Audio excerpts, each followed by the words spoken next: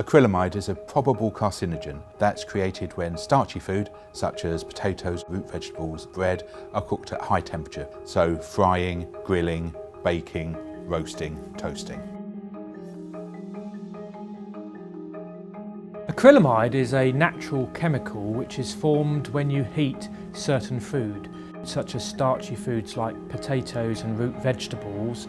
When they are cooked to above 120 degrees, they naturally form acrylamide. It's part of the cooking process which improves the texture and the taste of food, but a byproduct of that is acrylamide. So we know that acrylamide causes cancer in rats and mice in the laboratory. We know that it interacts with the DNA, with the genetic material in the cells, and because of what we know about acrylamide, it's probable that it could also cause cancer in people.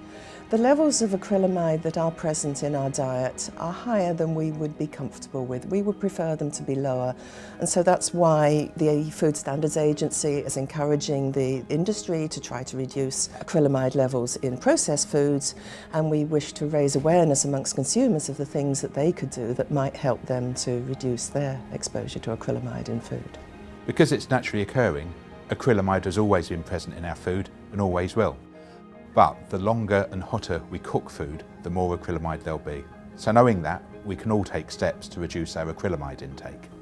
First of all, go for gold. Cook food till it's a golden yellow colour, no darker, because it's the process that makes food brown that also leads to higher levels of acrylamide.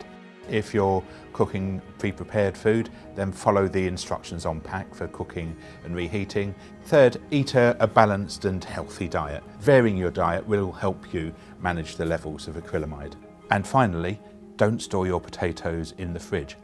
And that's because in the cold, potatoes undergo a process called cold sweetening that increases the level of chemicals in potatoes that are the precursors for acrylamide when you cook them. So your potatoes, take them out of the fridge, store them in the dark, store them cool, but above 6 degrees. We will continue to keep you up to date and informed of any developments as we discover them. Taking these small steps helps to protect you and your family's health.